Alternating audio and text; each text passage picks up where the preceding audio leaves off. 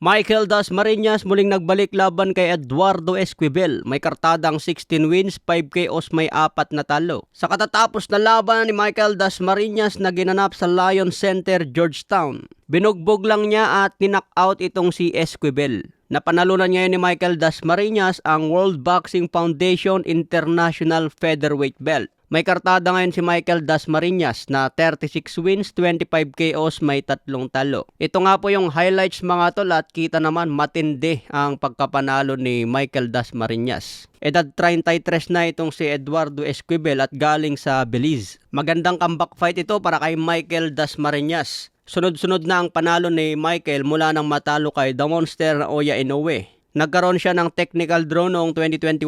Mula noong 2022 hanggang 2024, sunod-sunod na po ang panalo niya. Sana mabigyan pa ulit ng pagkakataon si Michael para mapalaban sa contender o kaya world champion. Maganda rin kung umakyat na siya ngayon sa ranking. Sa ngayon kasi wala si Dasmariñas sa top 10 ranking ng 4 na major bodies. Kailangan magtuloy-tuloy pa ang panalo ni Michael para umakyat ang rankings. Sa ibang banda naman, matapos manalo si Oshaky Foster kontra Robson Consicao, maraming fans ang nagsasabi na ito raw dapat ang labanan ni Mark Magsayo sa super featherweight. Kung titignan yung ranking mga tol, number 3 si Mark Magsayo sa WBC. Malaki po ang posibilidad na maging contender si Mark Magsayo. Si Sean Gibbons na ang bahala dyan mga tol para mapalaban si Magsayo kay Oshaky Foster. Pagdating naman sa ABF, number 4 si Charlie Suarez at number 5 si Mark Magsayo. Pagdating naman sa WBO, number 1 challenger na po si Charlie Suarez, habang number 4 si Mark Magsayo. Ito na ang pagkakataon ni Charlie Suarez para mapalaban sa champion kontra Emmanuel Navarrete. Ito ang napakaswabeng laban na dapat natin abangan. Sana may kasa ito ni Bob Arum mga tol. Si Chavit Singson ang manager ngayon ni Charlie Suarez at nangako si Chavit Singson na kausapin niya si Bob Arum para mabigyan ng world title fight si Charlie Suarez. Maganda rin talaga kapag malakas ang manager, lalo na kung may connection sa mga bigating promoter.